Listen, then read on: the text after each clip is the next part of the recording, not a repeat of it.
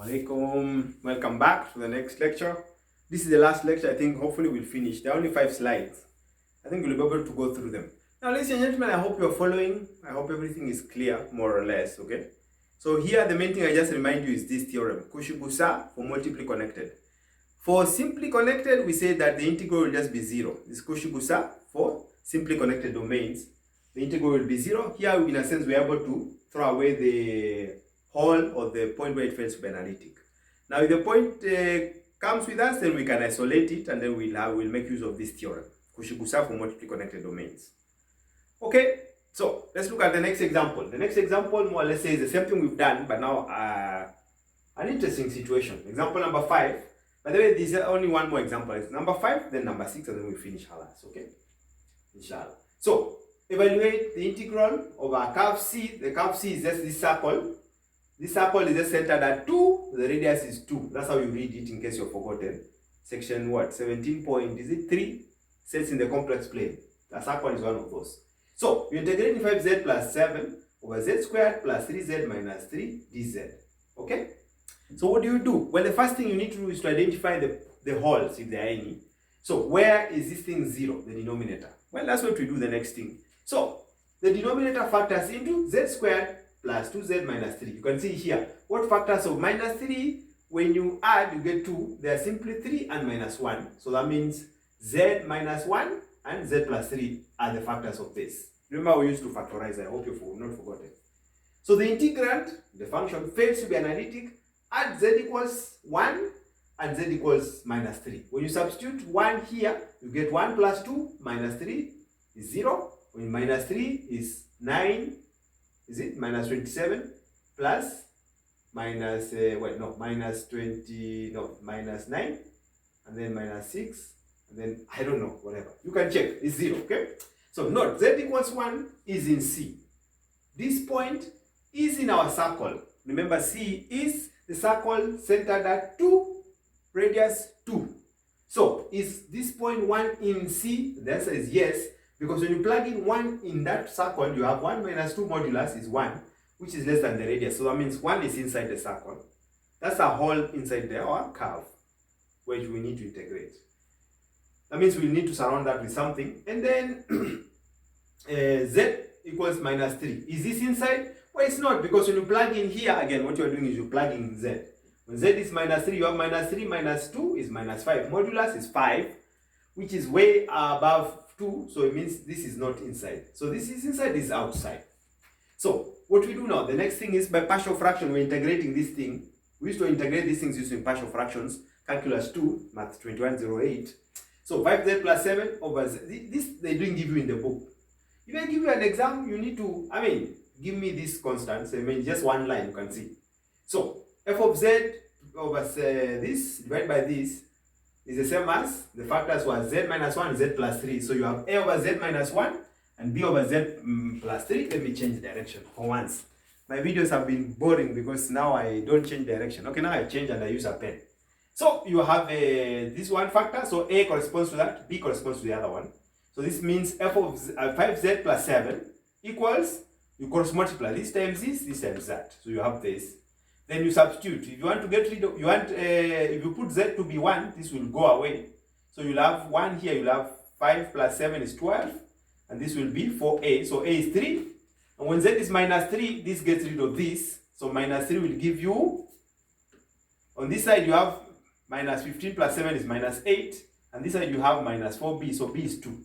So our integral, this is 3, this is 2. So this integral will be 3 dz over z minus 1 plus 2 dz over z plus 3. And now we finish our integral. Why? Because you see, here, z plus 3. Basically, when z equals 3, this fails to be analytic.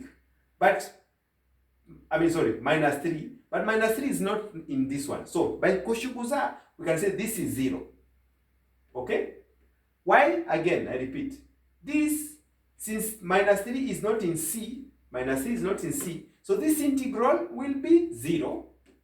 And then this integral, by the result which I showed you, which I didn't tell you, but we can prove, which one? This one here. This result, okay? you do have is 2 pi I. So this is what you have. Since minus 1, I mean, this is analytic. We say when you have a whole, the integral is 2 pi I. So this is just 3 times 2 pi I plus 2 times 0, which is 6 pi I. And then that's the end of the example. Finish. Halas. I hope it makes sense. We'll see another case later on. Now we've come to slide 22, which is just the Koshikusa, which I was jumping a while back. Now let's do this. So suppose C1, this is just generalizing now what we've just said. That if you have a C1 and C contains C1 that surrounds the hole. In this case, what you're doing now, you have a curve C, I mean simple, so suppose C1 up to Cn are simple closed contours. All of them with positive orientation, like that, okay? Such that this one, C1 up to Cn, are inside C. Basically, interior of C, properly contained. But the regions interior to each CIK have no common points. This means the holes are, let me show you what they look like. The holes are like this. Let me just illustrate for you. I can think of it like this. This is one hole. This is C, C1, C2, C3. I hope you can see this. Now, I'm just illustrating here. I hope you can see. This is my C. This is a curve C1 that contains a hole. This is a curve C2 that contains another hole. C3, another hole. So the point is, this C1 up to Cn are disjoint somehow. That's why the regions interior to each these have no common points. Okay? So C1 contains a hole. C2 will contain another hole that C1 doesn't have. C3 up to Cn, all of them like that.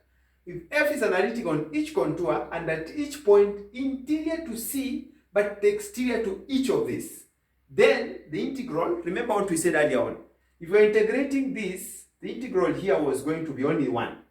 If there are 2, it's going to be this one plus the second one. If there are n of them, it's going to be C1 integration plus C2 and so forth and so on. So this theorem just says that the integral over C will be the integral, when k is 1, you have C1, C2 up to Cn. So it's the sum of the integration over each of these curves, basically.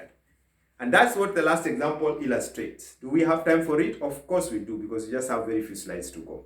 Now, so evaluate the integral of dz over z squared plus 1, where C is the circle centered at the origin whose radius is 3. Now, ladies and gentlemen, I actually drew this for you. So this is a circle. You can think of this as, you see, this is y, x. This is our origin. So our circle is this one here. And the direction is that way. Okay? So what did we say the first thing you do when you're given this problem? You check where the integrand, basically the denominator, is 0. So z squared plus 1, if you set that to 0, what happens? Leave the diagram, we'll come back to it. So, solution, what happens? What happens is that we have the denominator factors into z squared plus 1. It's the same as, it's a difference of 2 squares, but not for complex numbers. This is z minus I, z plus I. You can check that. The integrand fails to be analytic at z equals I and z equals minus I. Both are inside C. How do we know? Of course they are. I mean, you can check. So we bring in partial fractions.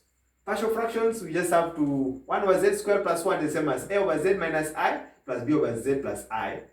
So this means if you cross multiply a times z plus 1, b times z minus I. So now, if you want to get a, you get rid of b. So you put I to be, z to be I, this goes away. So a will be 1 over 2i. If you want to get rid of a, you put minus I. What did I do here now? Is my working correct? Okay, this is supposed to be I. This I made a mistake. I didn't change. This is supposed to be I or minus I.